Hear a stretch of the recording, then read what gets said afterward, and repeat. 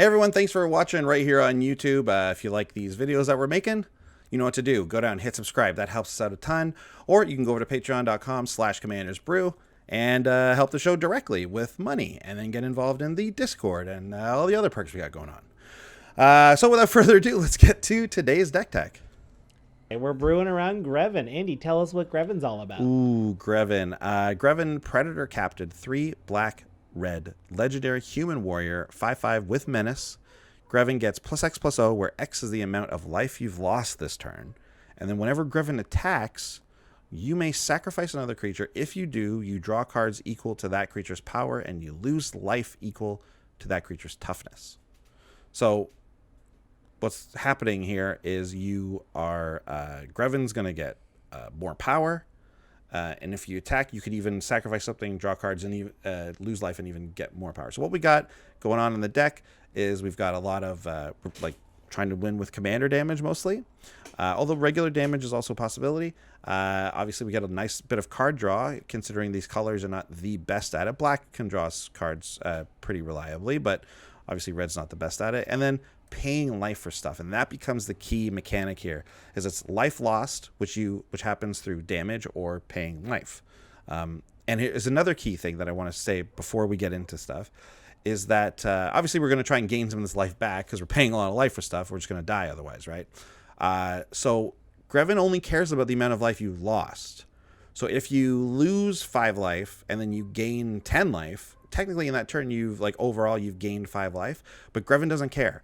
As long as you lost 5 life somewhere in that turn, that's what he sees. That's what he cares about. So you could have overall gained life in the turn, as long as at some point you lost life. Yeah, Greven's not looking at the net. He's looking at the gross. He's looking, yeah, there you go, looking at the gross. So with that being said, let's take a look, because there's a ton of neat moves. Working on a Neat moves. So if you are like me, immediately when you saw Greven, and if you're like Sean as well, because he's the one who mentioned it, you thought of Greven!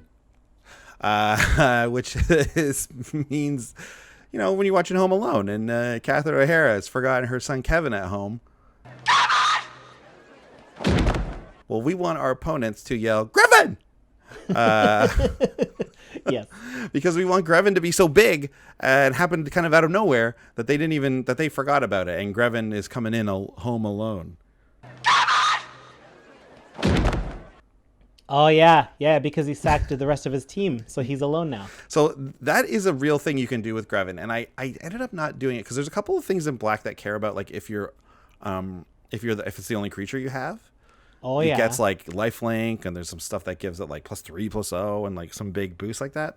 I ended up not using them because they're a little too unpredictable, unfortunately. But actually, I think it's a great like theme to go with. And if I was leaning more heavily on like a silly theme, Greven being home alone would be an awesome theme to go with. And oh my god, yeah. I think it actually is still pretty much works. But for the purposes of this, we didn't actually include those cards.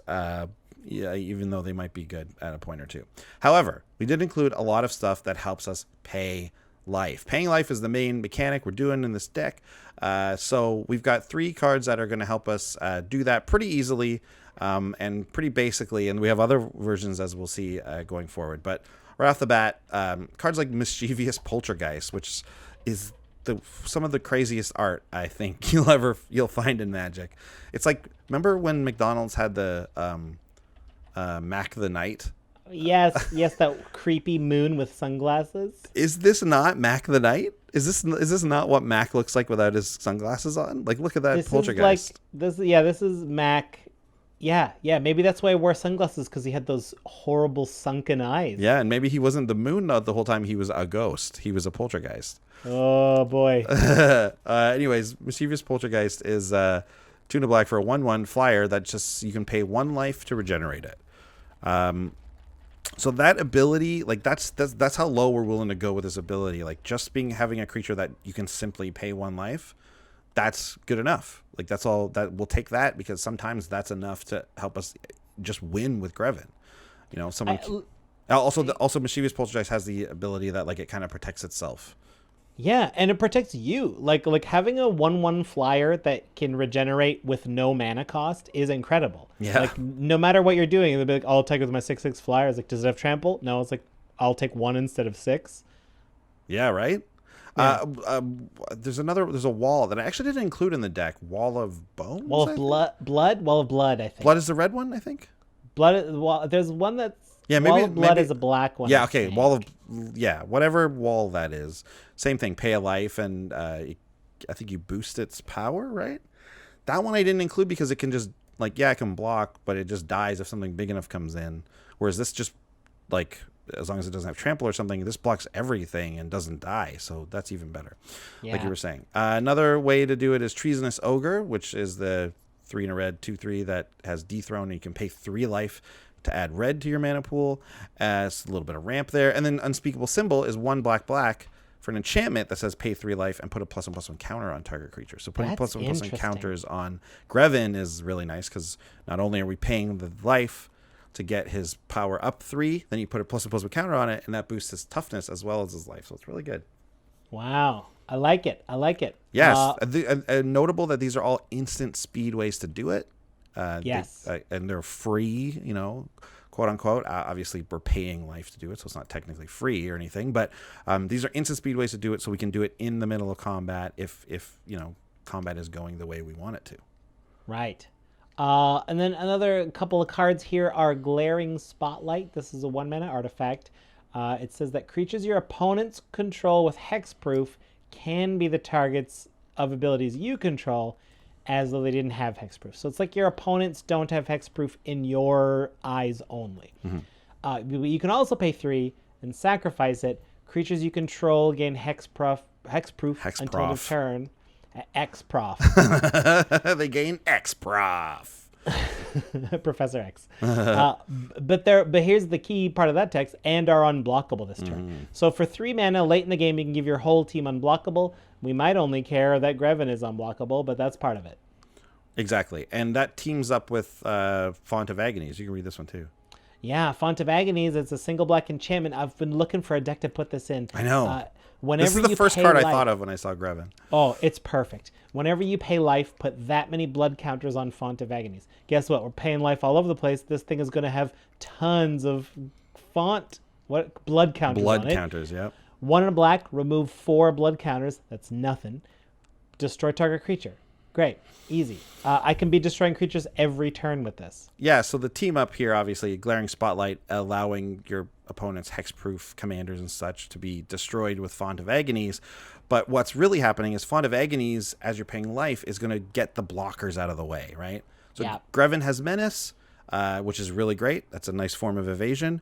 But often, obviously, your opponents will have creatures that they can block with, so we want to get the proper number of blockers out of the way. It's also key that this is an instant speed form of removal. Like, you kind of have this like weird Ultra Doomblade on an enchantment.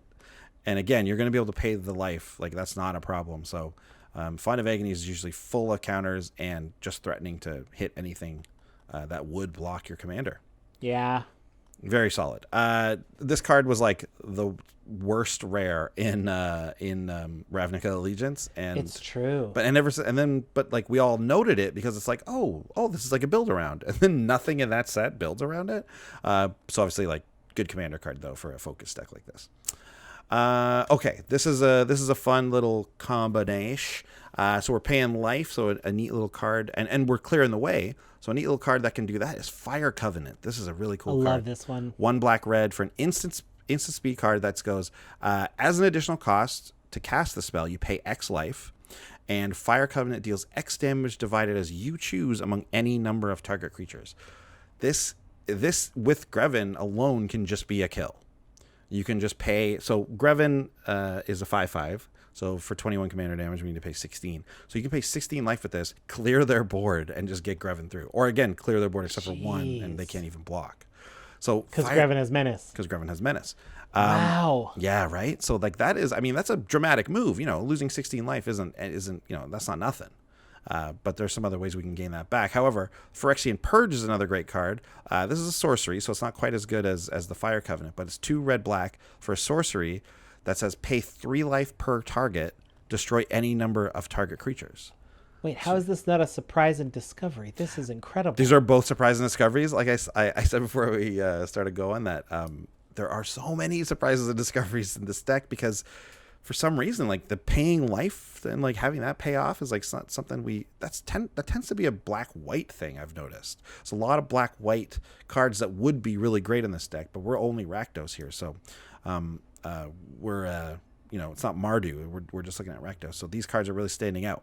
Phyrexian Purge, awesome. Like just clear the way, and make Greven huge. So that's a lot of life to pay, though. 3 life per target. What if you got if you're getting rid of 15 things, like that's a lot of, or rather, a 15 life worth. So 5 targets is a lot. So let's make Greven have lifelink. That's a key, like excellent ability. If you can get Greven to have lifelink, you're laughing. So Eternal Thirst is a really good one because it's 1 in a black for an aura. Enchant him. He has lifelink, and whenever a creature an opponent controls dies, put a +1/+1 counter on this creature. So you may not even need to pay the full 16 life with Fire Covenant. As long as you're killing enough creatures to put that many counters on them to make up that difference, you might be able to just win that way. So Eternal Thirst is, and any amount of life that you pay, you will gain back if Greven has lifelink, because Greven gets that amount of power, right? Yeah, it wasn't immediately obvious to me, but that is a straight 1-for-1 trade. Yeah. 1 life paid, 1 power gained, therefore 1 life earned back. Yeah. This is another reason why I am an advocate of conceding only at sorcery speed. So your opponent can't just be like, oh, that would kill me? Okay, I'll concede so you gain no life. Yes, good call. That's a nice little like house rule of thumb there. I just think like conceding shouldn't be, this is not for this part of the podcast, but I don't think conceding should be like a strategic move, right? Like No. You don't concede as a way to do anything in the game. And luckily, like that's up to the rest of the table if that ever happens, right? Like we can be playing a game, someone concedes to like avoid life gain. It's like, well, the 3 of us left can be like, well, obviously, come on, we're still going to gain the life. We're still going to allow them to gain the life. Like there's no such thing as doing that. Yeah. So speaking of all that life gain, Speaking of life gain, man, Whip of Erebos, best life gain card in that is mono black identity, 2 black, legendary artifact, enchantment artifact. Creatures you control have lifelink. We can stop there. This card would be runnable if it was just that. But we also get 2 black, tap, return target creature card from your graveyard. It gains haste, exile at the beginning of the next end step. And if it would leave for any reason, it gets exiled instead. You can only do this as a sorcery. Guess what? Things that have to get exiled at the end of turn, Greven will just sacrifice them unless the attacking body, like if it's going to survive combat, we'll let it go into combat. Great. We'll do that thing. But if we know it won't survive combat, we can just use it as a way for Greven to get some more cards and just use a creature's body for more card draw. Unfortunately, that will be exiled anyways because it says if it would leave the battlefield, exile it instead of putting it anywhere else. But that's fine. We can still get the initial sacrifice from Greven. Remember Greven's second ability. Yeah. Sack something, boost the power, draw that many cards. Whip just allows us to do it again with whatever we sacrificed, right? So love it. The next turn, rather. So really, really key there. Really nice. Of course, we're going to run Rush of Vitality. It's an instant, 1 in a black. This is that lifelink thing. So at an instant speed, target creature gets +1/+0, gains lifelink, and indestructible until end of turn. It's very rare that a combat trick will make it into a commander deck, but this one is well worth it. Instant speed, lifelink is great. It also, that indestructibility makes this sort of a modal spell, because there are times where you'll cast this in response to a board wipe maybe, or someone targets Greven for destruction. This is a great card. It's got 2 modes even though it doesn't look like it. Yeah, exactly. And then Loxodon Warhammer. Whew, this is a classic piece of our equipment. 3 to cast, 3 to equip. Equipped creature gets +3/+0, trample, and lifelink.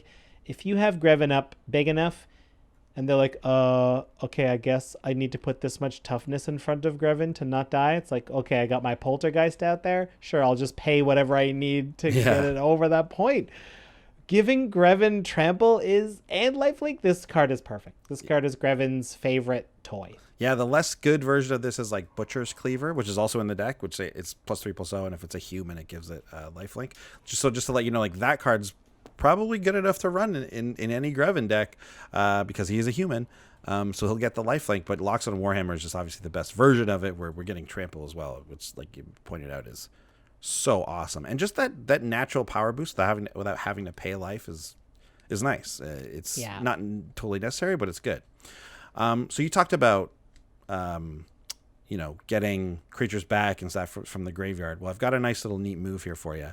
It's called Dawn of the Dead, and it pairs pretty nicely with a couple creatures here. So Dawn of the Dead is 2 black, black, black, and is the classic film by George Romero. It's an enchantment, and it says at the beginning of your upkeep, you lose 1 life. So that's already not bad. That means Greven's always going to be a 6/5 as long as we have this out. And at the beginning of your upkeep, you may return target creature card from your graveyard to the battlefield. That creature gains haste until end of turn. Exile it at the beginning of your next end step. So we're bringing creatures back for the graveyard, but we exile them if they last. Well, obviously, Greven lets us sacrifice the creatures when we attack.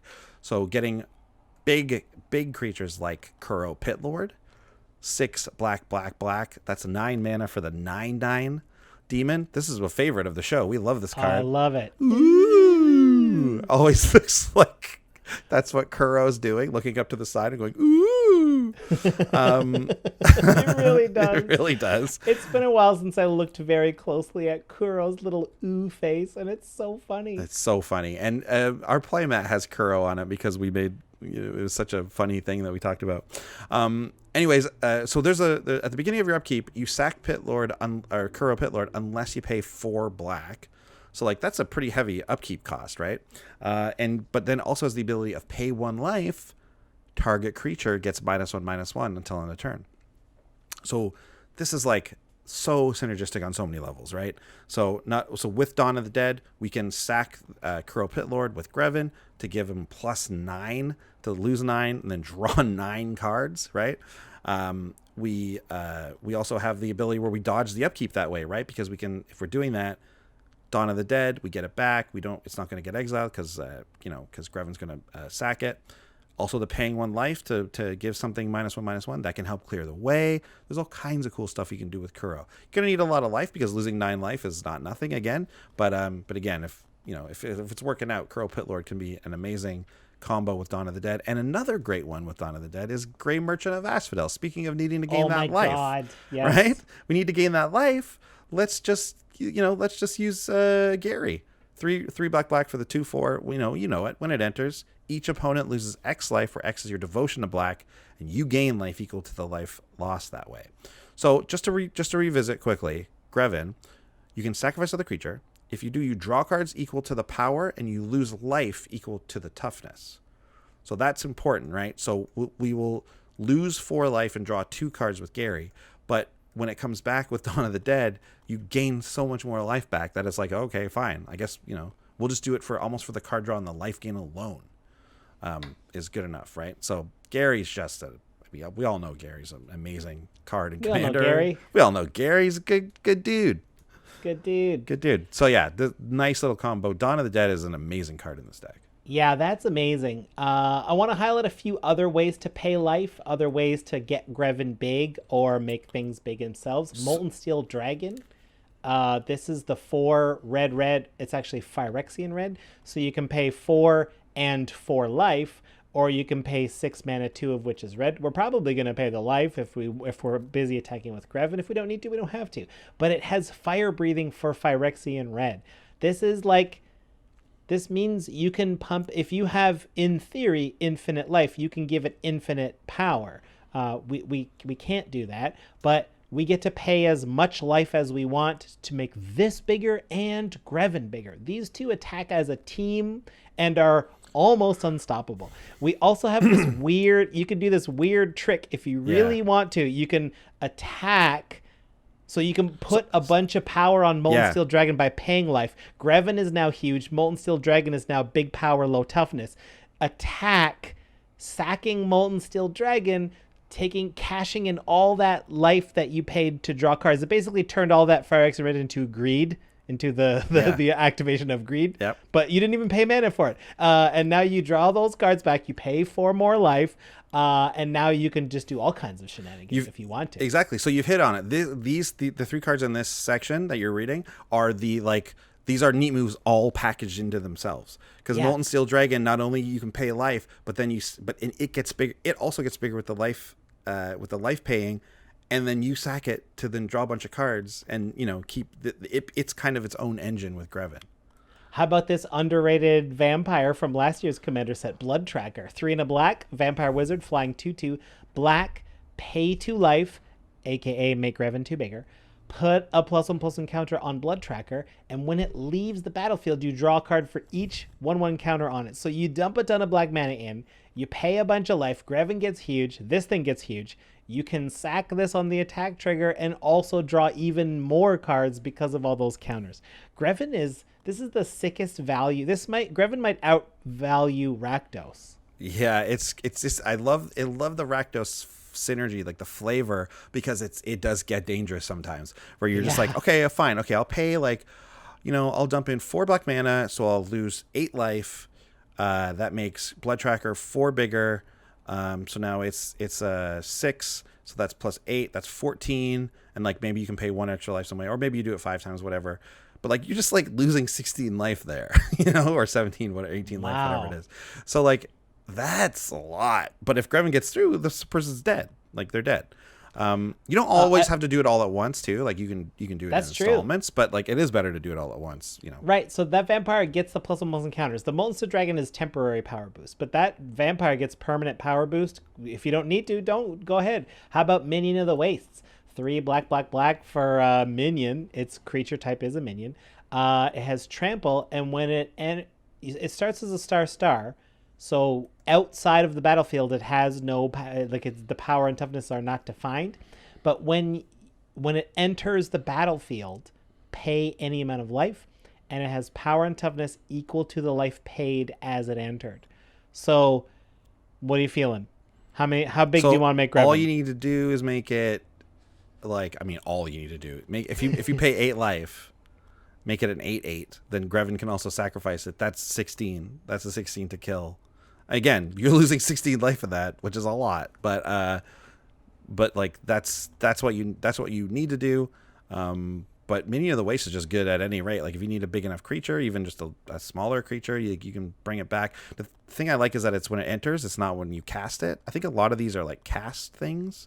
So Dawn of the Dead still lets you pay the life if you want with Minion of the Waste, which is key. So you're drawing tons of cards. Yeah, you're losing a lot of life, but it's key that we might be killing our opponents fast enough that it just doesn't matter. But ideally, you're going to look for some kind of life gain synergy, which there's enough of in the deck to make up for your life loss, hopefully. But Andy, what if I'm playing Greven and I have gotten my life total far too low? Maybe they removed a life gain thing and my life is just so low and I'm not feeling comfortable. What then? Well, don't worry. We've got a contingency plan for you. It's not just based on life gain. We can do something like Repay in Kind, which is a big spell. It's a 7 mana sorcery, 5 black, but it says each player's life total becomes the lowest life total among all players. So if you've paid enough life and maybe you even killed someone, you might have done the thing where you pay 8 life and then he gets to be 6 plus 16 and he deals 21 damage.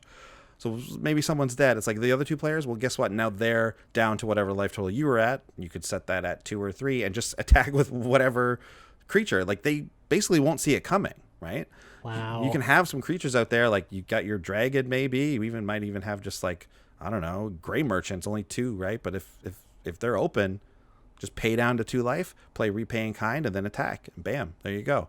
Another thing that you can also do is just trade life totals, right? Soul Conduit, the classic. 6 mana for the artifact that also says for 6 mana, and tap it, 2 target players exchange life totals. So you can just, you can pay all your life down, kill someone, and then swap your life total with this other person who has 40 life still.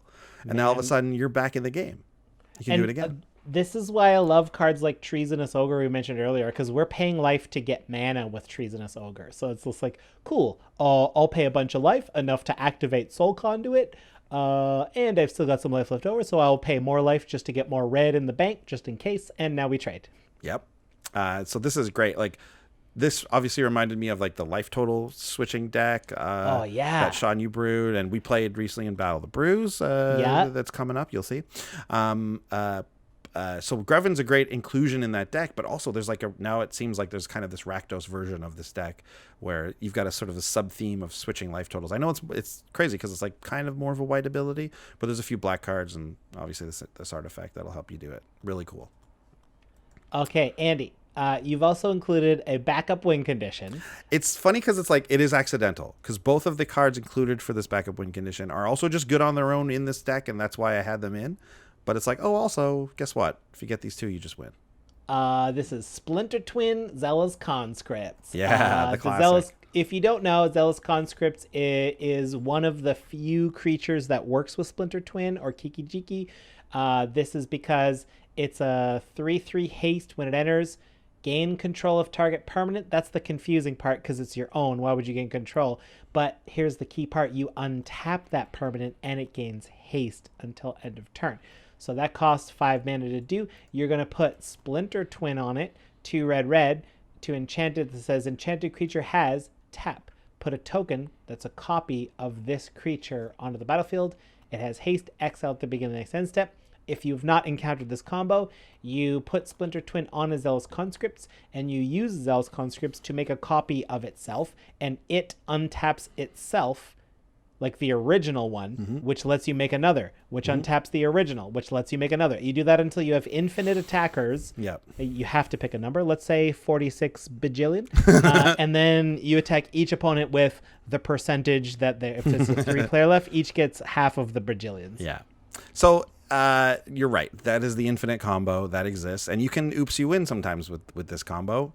But really, like I said, these two cards are in here for their own individual worth in the deck. So there's only 22 creatures in this deck. It's not a super heavy creature deck, like you might think, because you're sacrificing stuff. Like usually, it's good to include a lot of creatures if you're doing that, bringing stuff back from the graveyard and so on. So Splinter Twin helps us create these sort of disposable creatures without actually killing our full creatures, right? So you throw this on a Kuro or you throw this on some big creature like that, and all of a sudden you can just tap and make one that you're going to sacrifice to draw more cards and make Greven really big. So Splinter Twin is fully usable in that way. And Zealous Conscripts has the ability of grabbing something that your opponents have, and then we attack with Greven, sacrifice it instead of one of your own creatures, and then we gain life and draw cards and gain power that way. There's a whole other Greven deck that like really feels like it's there based around grabbing your opponent's creatures and like active treason effects and stuff like that, and stealing them, killing them. Greven's big, very viable strategy. I think this is I included also Molten Primordial in this deck because it's a big creature that also does it. So it's a nice thing to throw in just as a little flavor, a little spice, or you can make it the centerpiece of your deck if you want it. That's one of the reasons I love these Commander 19 commanders, because there are different avenues to go with. They're really well designed. But we've just got Zealous Conscripts in here as a nice little ability to have once in a while, but also this kind of oops we win thing, whereas like if you played your conscripts, you grabbed something, you sacked it, then like couple turns later, oh look, I also drew Splinter Twin. Guess what? Now I just win the game. Yes. So very, very, very fun. Andy, were there any surprises and discoveries to the deck? Yes, there were. There were several. Besides the ones, are there any left that we haven't talked about? There are 2 left. We don't usually, we usually man. only do 1, but yeah. So first is Necro Loggia. 3 black. It's an instant. And it says cast Necro Loggia only during your end step. So that's like a downside of this deck, but it's still an interesting card I wanted to just mention. So you can cast only during your end step. It says as an additional cost to cast the spell, pay X life, draw X cards. So like, why are we not seeing this card more? I feel like I know it's only end step, so the instant speed kind of like gets, nerfed a little bit there. It's not like we can do this on our opponent's step or whatever, but just being able to like draw X cards, pay X life, like pay 5 mana, draw 5 cards, 6, 7, 8, 9 cards, like depending on like this has got to be a huge card in life gain decks, I would imagine. And and even despite the fact that we can't really utilize the life loss for Greven, I included it just because I think it's good. I actually probably wouldn't include it, but I wanted to talk about it just because I thought it was a neat card. But here's one that's really good. Sean, read this one. Okay. Do you have it there? No, I don't. Okay, I'll read it then. Strands of Night. This is another little like neat discovery that I think is cool. It's another black card draw spell. 2 black. It's an enchantment that says you pay black, pay 2 life, sacrifice a swamp, return target creature card from your graveyard to play. So you're sacrificing a land, you're getting a creature back, you're paying 2 life. This is, I think, like worth it a lot of the time. Especially this is not a creature that's going to sacrifice itself. This creature's here for good until it gets removed in other ways. Absolutely. So like late game, especially if you're swimming in lands, obviously this is good. In a pinch, this is also nice to be able to do because it's instant speed, right? You can just do this at instant speed. You can pop in a blocker, go down a swamp, and bam, there you go. Ramps, tougher to come by in Rakdos, so like we don't sort of benefit from the ability of like maybe in a Jund deck or something where you could maybe take advantage of that land sacrificing as well. So I'd imagine that this card would be really good in those decks. But it's still useful. It's still useful, and being able to bring cards back that we've sacrificed to Greven is really nice. Amazing. Very good. What a fun deck. Andy, this is cool. I can't wait to get to the budget report and find out how much it costs to put this together. Well, that's good because here it comes. This is where we take all the cards and we sacrifice them, and we get money back based on how much they're worth, and we lose money based on how much they cost. And we also stab ourselves. Yes. How much did this deck cost? Well, I'm happy to report that the version of the deck that you are hearing about right now is under $100. I love it. And that includes Greven, who's not very expensive, so why not? We're looking at like $92.50 at this point with this deck, so that's pretty nice. The most expensive cards are luckily all pretty replaceable, which is not always the case for focused decks like this. But the most expensive card is Splinter Twin. It's at $650, and not an essential card at all. Right? You could put another creature in this deck, or put another recursion spell in this deck instead of Splinter Twin if you're looking to save $6. But otherwise, it is actually really good. So I just keep it in because it's pretty cheap in and of itself. I might replace it with a budget version. Would be Flame Shadow Conjuring. Yeah, we've got a lot of non-tokens coming back in, so that's a decent way to get extra copies of things. Definitely. Second most expensive card coming in at $5, the Haunt of Hightower. This is the was this the buy a box promo for Ravnica Allegiance? It was, yeah. Right, so that's a $5 card ish. It's 4 black, flying lifelink 3/3. Whenever it attacks, target player discards a card, or the defending player discards a card. Whenever a card is put into an opponent's graveyard from anywhere, put a +1/+1 counter on it. It's a nice way to gain lifelink. It's a creature that has built-in lifelink, and it gets bigger and will probably gain you a lot of life, but it's cuttable. Absolutely cuttable. This is just in here to be a big, huge lifelinker, and that's all. So, and like it's nice to be able to block in the air because if you pay a bunch of life, then they attack you with a big flyer. You're sometimes just dead. So Haunt of Hightower's in there for that. But again, there's replaceable versions of this, no question about it. And finally, Exsanguinate, X black. This is a real commander classic. It's a sorcery that says each opponent loses X life and you gain life equal to the life lost this way. There are times when this can just be your kill because you've got 12 mana on the board and maybe you've traded some life totals, or maybe you've even done a repay in kind or something like that. Oh, that would be the best. That's a sweet move to do. Or you just fire it off to gain some life. So like you fire it off for like even like 6 and you gain 12 or 18 life or whatever it is. So it's an essential card, or it's a nice card to have, but it's not entirely essential. There are other ways for us to gain life on a big scale like this. Exsanguinate is one of the better ones, but you don't need to have it. If you're looking to shave 10 or $15 off, you can cut these cards pretty easily and still have a very workable, very good deck.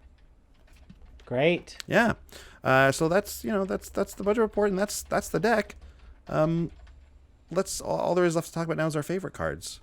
And for me personally, I've been playing a lot of Arena, so I'm playing a lot of Standard. For a while there, this was a real darling of Standard. It seems to have fallen out of favor a little bit, and that's just fine with me because now I can play it in Commander for very cheap, which it is under $1. Command the Dread Horde.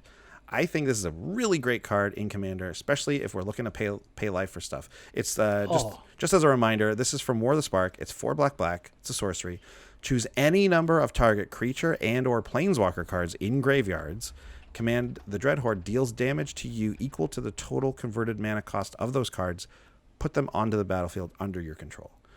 So, I mean, depending on where we're at with life, obviously, we can get a ton of stuff back, or we can, get very specific 1 or 2 things that are going to help our strategy, whatever you want to do. I think this card is very, very good, and I haven't been playing a ton of Commander lately, so I feel like I maybe haven't been exposed to it a lot, but like, I would put this on almost every black deck. I think it's so good. Yeah, I think the fact that it's like a scalable, I've been able to resolve this card a couple of times. Obviously, there's the world where you don't have enough life to cast it, and that sucks. But, I mean, I'm happy to live with it because the upside of this card, it's like, okay, cool. I'm going to take this. You get Planeswalkers, too. It's like, okay, I'm going to get this Planeswalker, and this is the main creature I want. I'm up to 10 life. Okay. What's a 2-drop that's very utility? Oh, that's a cool elf that puts a land down. Yeah, I'll grab that for 2 life. I'll ramp 1 for 2 life. Anything else here I can just... It's like when you get to the end of the aisle, the grocery aisle, and they have all those all the gums. Like, you cast Command the Dreadhorde and you're like, let me throw in a pack of gum. Yeah, I'll take that Llanowar Elf. Yeah, exactly. Yeah. Hey, where's the gum? Llanowar Elves, the gum of Commander. Yeah, man, turn your opponent's graveyards into the impulse aisle at the end of the grocery store. Exactly. Yeah, I could use an 8-foot phone charger. Yeah, no problem. Throw that in there. Yeah, I can't find my cord. But yeah, that's it, right? And you're right. There are some times where it's like, oh, I'm not going to be able to get that much back from this because my life total is really low, which can definitely happen in this deck. But you are drawing so many cards with Greven. If you're sacrificing those creatures, don't forget, you're also drawing a ton of cards. So I've found in my test games that chances were that you did find something that allowed life gain or the life switching or whatever. So you generally were up enough on life that Command the Dreadhorde is still a very viable card to play. So I love this card. I think it's great. Yeah, for sure. So my favorite card is another one you've got in here. It's another combat trick. Temur Battle Rage. I love Temur Battle Rage. 1 in a red for an instant. Target creature gains double strike until end of turn. And if you have a creature with power 4 or greater, it also gives it trample. As we mentioned, giving trample to a giant creature, Greven already has menace. Giving Greven trample already means now that you can just pay whatever amount of life you need to finish the player off. But also, there's that side tech of this card of just you're attacking in with a big trampler and I've got a big creature. Maybe I'll just have you do an way more damage than you were planning on to this other this other player here. And that other player's just like, what? No, what? Wait, wow. So I love it for those out of nowhere moves. Target creature gains double strike. Yeah, it doesn't have to be your turn. It doesn't have to be your creature. Just whatever feels good. The other card that reminds me of is there's a black card that gives infect, which you could also play with Greven, which would be yes, Tainted Swipe? Tainted Strike. Yeah, that's probably a really good Greven card. You might want to include that one too, because out of nowhere, obviously Greven can do it, but then sometimes you just throw it over. It's like, oh, you're attacking with a Terastodon that has +1, that has a counter on it. Okay, bam, there you go. Yeah, that's enough. And actually, I think Swipe gives +1/+0. Anyways, there you go. That's the deck. That's everything we're dealing with. Temur Battle Rage is really fun in it. The trample's also really good too. Pair that up with something you grab from Command the Dreadhorde, you're having a time. Yes, you are. Yeah, so that's the deck. That's everything in it. Very fun. Even though it's a combat-centric deck, it's still really fun to... it feels like you're playing kind of a weird combo-y thing, and you're always on edge because, you could die at any moment, so that's really fun. So thanks for listening. Thanks for watching, and hitting subscribe helps a ton. If you want to do that, go for it, and otherwise we'll see you guys next time. Bye. Battle of the Brews. Remember to watch it. Bye. Please. Thanks for watching. If you love what we're doing, consider supporting the show by going to patreon.com/commandersbrew. And if you want to get any of the cards from our deck list, go to our TCGplayer affiliate link below. That helps us out too. And for a free way to help us out, consider sharing the show with some friends. Like and subscribe, add a comment or two. See you later. Bye.